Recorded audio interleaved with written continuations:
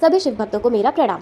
आज का वीडियो कुछ अलग होने वाला है। आज से मैं शुरू करने जा रही हूँ 12 वीडियो की सीरीज, जिसमें हर वीडियो में मैं एक ज्योतिर्लिंग बनाऊंगी और आप सबको इसे पहचानना है और कमेंट सेक्शन में बताना है कि इस ज्योतिर्लिंग का क्या नाम है।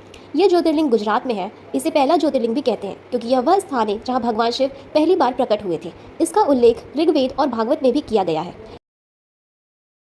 भगवान शिव के 12 ज्योतिर्लिंग में से ये दूसरी ज्योतिर्लिंग है।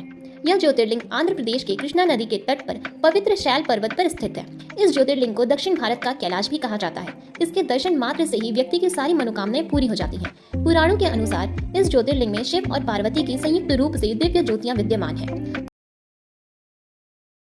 मध्य प्रदेश राज्य के उज्जैन में स्थित ये ज्योतिर्लिंग 12 ज्योतिर्लिंग में से सबसे प्रमुख मानी जाती है। पुराणों, महाभारत और कालिदास जैसे महाकवियों की रचनाओं में इस मंदिर का मनोहर वर्णन भी मिलता है। ऐसा माना जाता है कि इसके दर्शन मात्र से ही मोक्ष की प्राप्ति हो जाती है। 1234 में दिल्ली के शासक इल्तुतमिश ने इस मंदिर पर आक्रमण भी किया था। महाकवि कालिदास ने मेघदूत में उज्जैनियों की चर्चा करते हुए इस मंदिर की प्रशंसा भी की है। राजा मांधाता ने नर्मदा किनारे पर्वत पर घोर तपस्या करके भगवान शिव को प्रसन्न किया और शिव जी के प्रकट होने पर उनसे वहीं निवास करने का वरदान मांग लिया। तभी से यह तीर्थ नगरी ओमकार मांधाता के नाम से पुकारी जाने लगी। जिस ओमकार शब्द का उच्चारण सबसे पहले सृष्टिकर्ता विधाता के मुख से हुआ। वेद का पाठ भी इसके उच्चारण किए बिना नहीं होता है। महाभारत के युद्ध में विजयी होने पर पांडव भातृ हत्या के पाप से मुक्ति पाना चाहते थे। इसीलिए वे भगवान शंकर का आशीर्वाद पाने के लिए काशी गए, पर भगवान उनसे नाराज थे, इसलिए वे नहीं मिले। फिर उन्हें खोजते हुए पांडव हिमालय पहुंचे।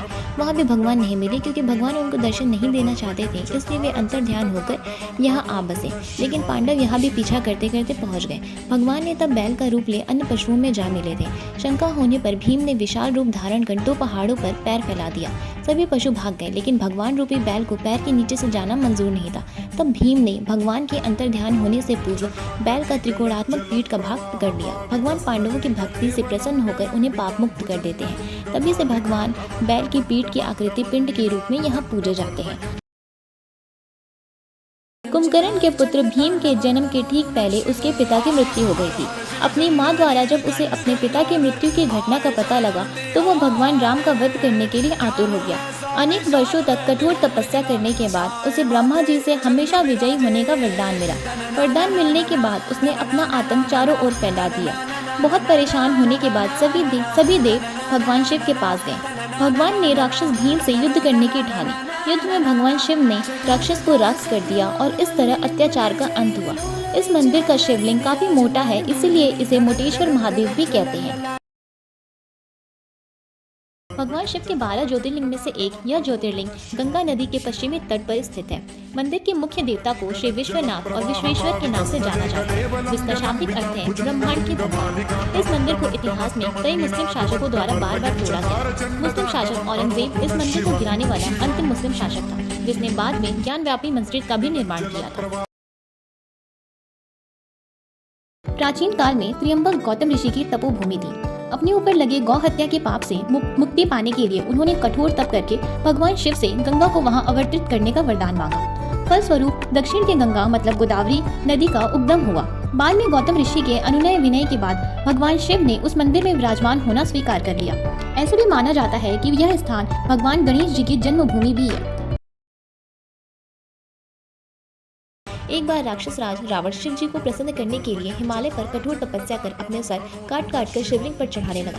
10वां सिर जब कटने को था तो भगवान शिव प्रकट हुए और उसके सभी सिर ज्यों के त्यों कर दिए और वरदान मांगने को कहा। रावण ने शिवलिंग को लंका में स्थापित करने की आज्ञा मांगी। भगवान ने आज्ञा के साथ चेतावनी भी दी अगर वो शिवलिंग को पृथ्वी पर रख देगा तो वो वहीं स्थापित हो जाएगी।